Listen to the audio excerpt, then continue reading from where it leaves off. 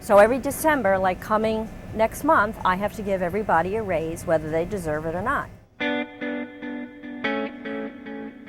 No way. No, I should have been making way more than a minimum wage. A minimum wage did not even start to cover the amount of responsibility that I had there.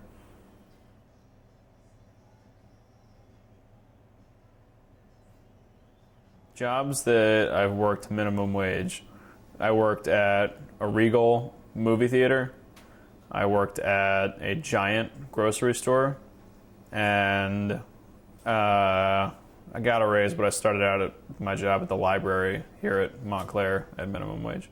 Working for minimum wage is really hard. I started working when I was 16, when minimum wage was $7.75, and I worked at a chiropractic firm, and I was the only assistant. It was definitely dirty. I did have to touch a lot of elderly person's rear ends, and it seemed kind of odd that the only assistant doing anything was getting minimum wage.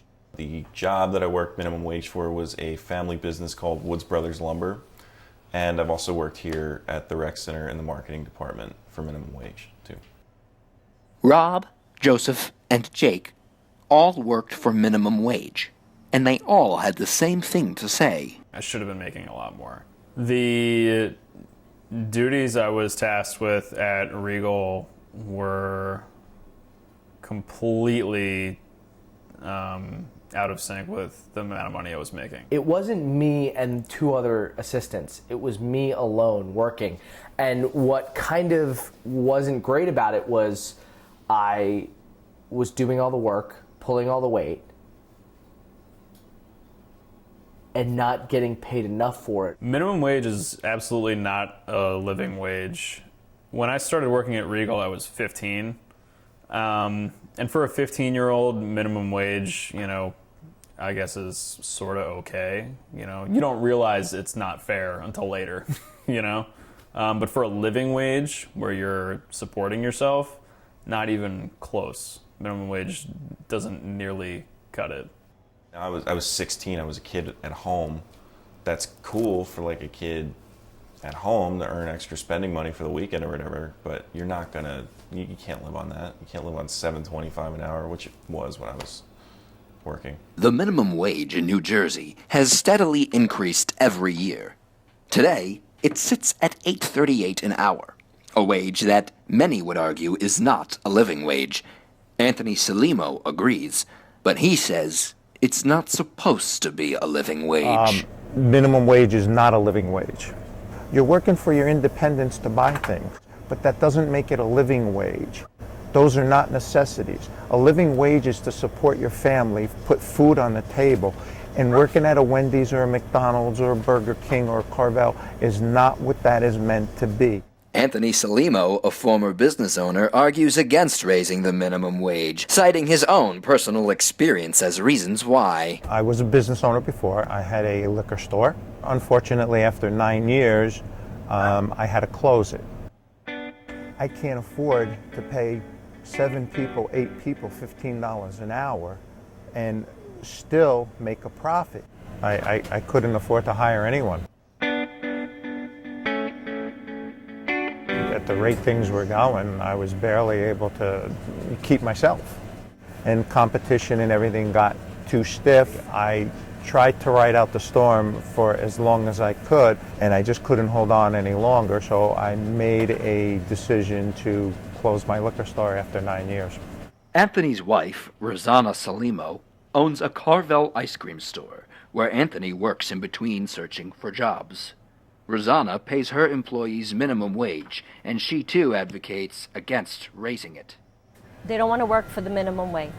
They're spoiled from home, and they feel when they come out and work for their first job, they think they're doing a lot. They think they're doing so much. And mind you now, they're only working 2 months out of the year. Comes July and August, the business goes down. Comes September, it takes a big drop. Then when the cold weather comes in, we're done. So $16 an hour, crazy. Crazy. Someone working in a McDonald's or a Wendy's it would be closer to probably $25 an hour when you factor in vacation, union dues, whatever else is involved in all of that. Ultimately, it would at some point affect those companies as well, because they wouldn't be able to employ as many of the people as they need to. I don't have a lot of employees, but I can't afford it, first of all. So for me to put that extra burden on me to pay them even more, I'd be out of business. So it's a domino effect all around. And ultimately, the customer ends up paying and ends up getting hurt. And the economy suffers because of it as well. And I can't raise my prices because there's so much you can raise a cone. There's so much you can raise into a cake. I can't do that. I'd be putting myself out of business. It can't be. You can't do that. It's been estimated that raising the minimum wage would improve the lives of 28 million people while stimulating the economy with an increase in spending. On the other hand, there are those that feel a raise in minimum wage will only hurt employees and those looking for work, saying they'd likely be replaced by robots and machines. So what is the answer? Rob Woods thinks he has it. So like if you went from like $8.25 to raising it to $15 an hour, there's small businesses out there that just wouldn't be able to keep up and pay for it. It's like if you're going to do it gradually and then work your way up. And then a couple states have been doing that. Most cities that are densely populated have approved of the gradual raising of a $15 an hour minimum wage. In fact, most states that lean left or Democrat have higher minimum wages than red or Republican states.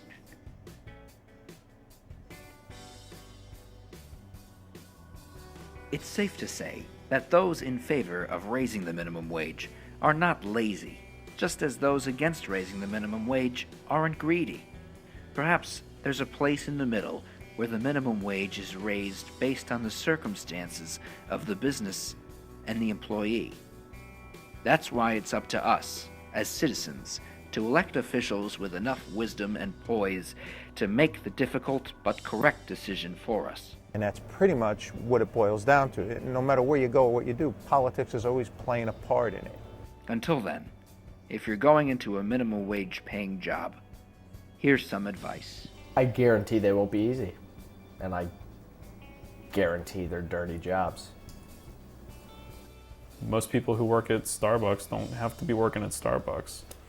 You know, you just gotta put more work into the job search and less work into the job itself.